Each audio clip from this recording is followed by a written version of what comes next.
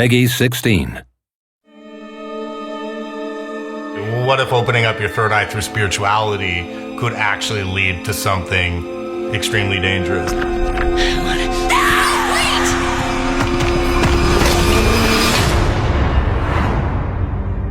The Chant is a third-person horror action-adventure game. It takes place on a remote island spiritual retreat. The characters perform a group ritual, and this ritual is meant to channel their negative energy, expel it, and have them move on and achieve a sense of spiritual awakening.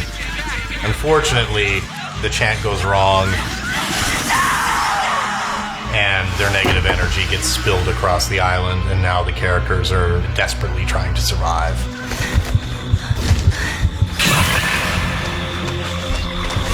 You play as Jess, invited by her old friend Kim to join the retreat to get over the shared tragedy that they both experienced as teenagers. Yeah, that's why I'm here too.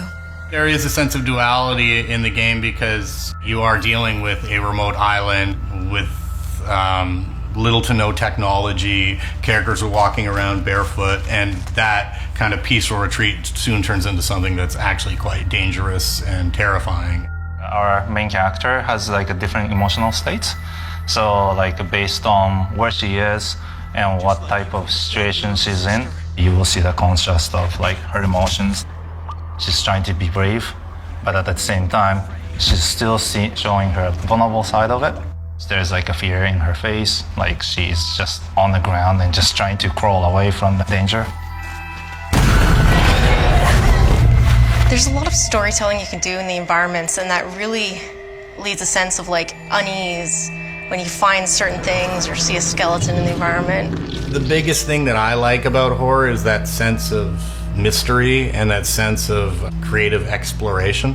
One thing that I think makes the Chant really stand out from other horror games is our use of color and our use of lighting. It drives the mood heavily when you light an area a certain way.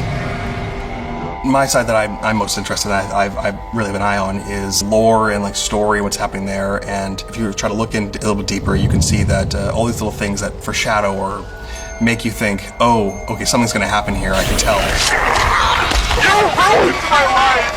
You know, when you think of fear and you think of like, you know, how are you going to frighten an audience? It's about contrast, using negative space in a way to set up a horror moment. Get away from me! For spirituality and cultism, we drew a lot from, you know, older folk horror films. Early on, we knew that having a unique soundscape was going to be a big part of the game.